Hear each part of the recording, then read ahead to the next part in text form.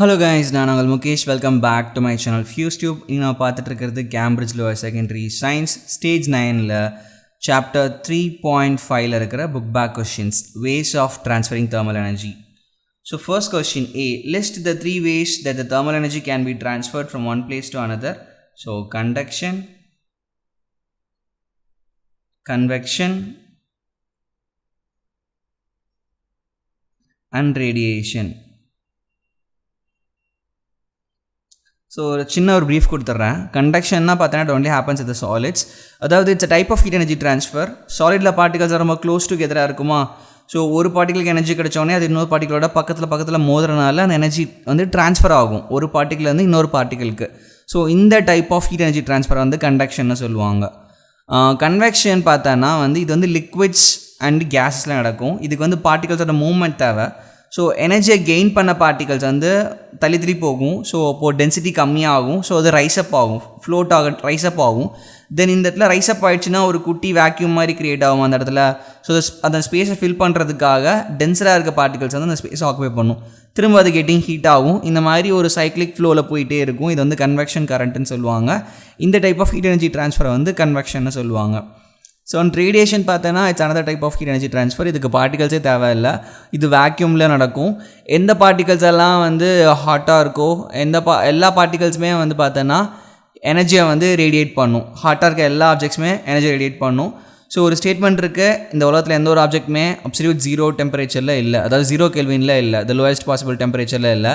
எல்லாமே ஒரு இது சின்ன வைப்ரேஷன்லேயே மூமெண்ட்லேயே இருக்கும். அப்போ மூமெண்ட்லேயே இருக்குன்னா அதுக்கு எனர்ஜி இருக்குன்னு அர்த்தம். அப்படி எனர்ஜி இருந்துச்சு அப்படின்னா ஸோ அது வந்து எனர்ஜியை ரேடியேட் பண்ணும். ஸோ எல்லா ஹாட்டர் ஆப்ஜெக்ட்டும் எனர்ஜி ரேடியேட் பண்ணும். ஸோ டெம்பரேச்சர் ரொம்ப அதிகமாக இருந்துச்சுன்னா நிறைய எனர்ஜி ரேடியேட் பண்ணும். B question, explain which two of these ways cannot occur in vacuum. Conduction and convection cannot occur in vacuum. So conduction and convection. ஏன்னா in vacuum there will be no particles, no ordinary particles or regular particles. So conduction and convection requires particles. So அதனால் அதில் நடக்காது. So எக்ஸ்ப்ளனேஷனில் நீங்கள் எழுதிக்கோங்க, conduction and convection require particles but in vacuum there are no particles, so it won't happen. Explain which one of these ways acquire western solids. Conduction. So convection and radiation நடக்க வாய்ப்பு இல்லை, ஏன்னா conduction தான் நடக்க முடியும் சாலிட்ஸில். ஏன்னா it's type of heat energy transfer between the particles where they collide. பக்கத்தில் ஒட்டி இருக்கும்போது மோதி ஹீட் எனர்ஜி ட்ரான்ஸ்ஃபர்ஸ் நடக்கும்.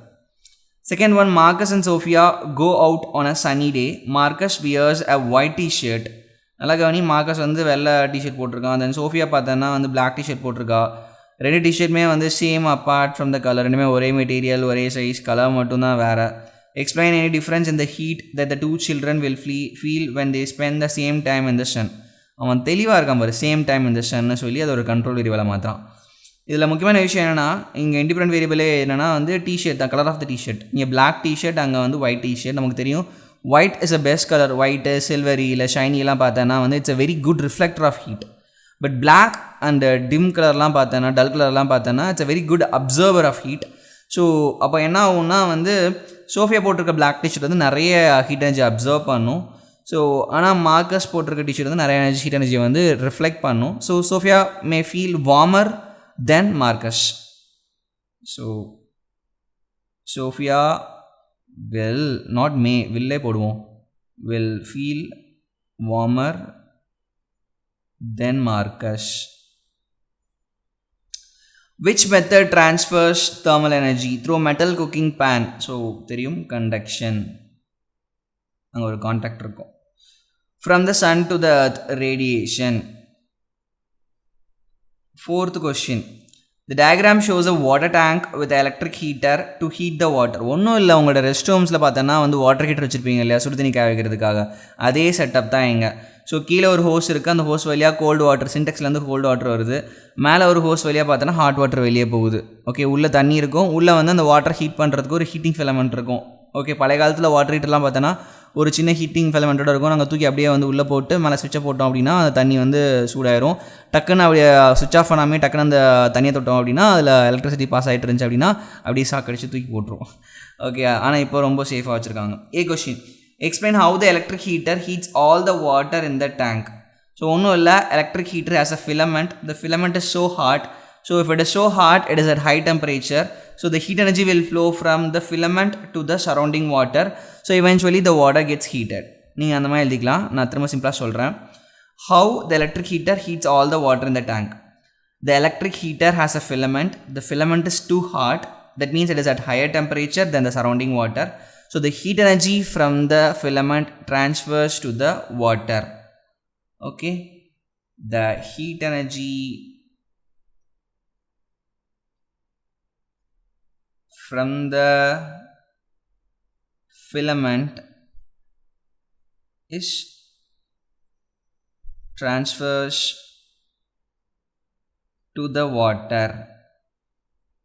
ஏன்னா ஃபிலமெண்ட் வந்து ஹையர் டெம்பரேச்சரில் இருக்குது, வாட்டர் வந்து லோவர் டெம்பரேச்சரில் இருக்குது.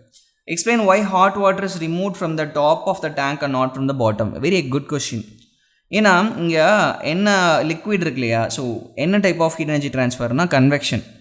So warmer liquids will rise up, then colder liquid will sink. அதுதான் இங்கே கான்செப்ட். இங்கே இருக்க எல்லா பார்ட்டிகல்ஸுமே வந்து ஹீட் எனர்ஜி கெயின் பண்ணிடுச்சு அப்படின்னா என்ன ஆகும் அப்படின்னா, ஸோ அதுங்க எல்லாமே தள்ளி தள்ளி போக ஆரம்பிக்கும். ஸோ லெஸ் டென்ஸ் ஆகும். அதனால் they will starts to flute and they will starts to move upwards.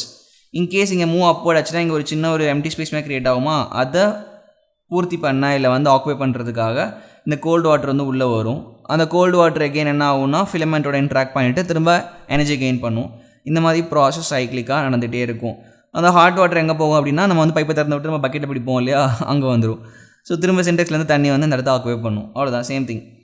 அப்போது என்ன எழுதலாம்னா, due to convection the hot water became less dense and they will start to float.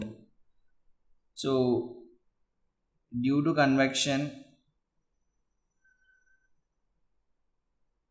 hot water becomes less dense and floatனா டாப்பில் மிதக்கும். So அதனால் வந்து we have to collect from the top upper side. The total volume of water in the tank does not change. Some tanks have a second electric heater that can be used when not all the water in the tank needs to be heated. Suggest where the second electric heater would be positioned in the tank ன்னு கேட்குறான். அதாவது ஒரு பெரிய Sintex tank இருக்குது, ஒரே ஒரு ஹீட்டரை மட்டும் வச்சு நம்மளால் வந்து ஹீட் பண்ண முடியும் வாட்டரை. ஆனால் அப்படின்னா மொத்த வாட்டரும் வந்து ஒரு பர்டிகுலர் டெம்பரேச்சர் அட்டைன் பண்ணுறதுக்கு ரொம்ப நேரம் எடுத்துக்கும். நமக்கு வந்து சுவிட்சை போட்டோன்னே சுடுதண்ணி கபுன்னு வரணும், அதானே சார். அப்போ வந்து ஒன்றுக்கும் மேற்பட்ட ஹீட்டிங் எலமெண்ட்ஸை யூஸ் பண்ணலாம் நம்ம. இப்போ எந்த இடத்துல ப்ளேஸ் பண்ணுவீங்கன்னு கேட்குறாங்க. ஸோ நான் இந்த இடத்துல ஒரு சின்ன ஒரு ட்ராயிங் மாதிரி ட்ரா பண்ண போகிறேன். இதுக்கு கீழே பார்த்தோன்னா இருக்கிற வாட்டர் வந்து கம்மியாக இன்ட்ராக்ட் ஆகுது. ஆனால் இதுக்கு மேலே இருக்க வாட்டர் பார்ட்டிகல்ஸ்லாம் என்ன ஆகுது அப்படின்னா, கோல்டு வாட்டர் உள்ளே வந்தோடனே எனர்ஜி கெயின் பண்ணிவிட்டு மேலே போக ஆரம்பிச்சிடும், ரைஸ்அப் ஆக ஆரம்பிக்கும். அப்போ நம்ம என்ன பண்ணணும்னா, நம்ம இந்த இடத்துலையோ இல்லை இந்த இடத்துலையோ டாப்பில் வந்து நம்ம ஒரு ஃபிலமெண்ட்டை வந்து ப்ளேஸ் பண்ணணும். ஸோ இதுக்கு ஆன்சர் என்ன அப்படின்னா, place the filament or else place the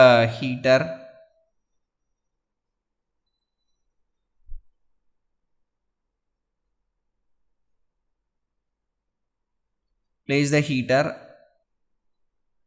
higher up than the first one.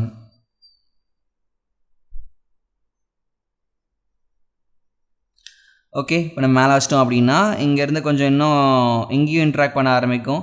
So இப்போ என்ன ஆகும்னா ரொம்ப சீக்கிரமாகவே சூடாகிடும். Thank you so much. Signing off Mukesh. பாய்.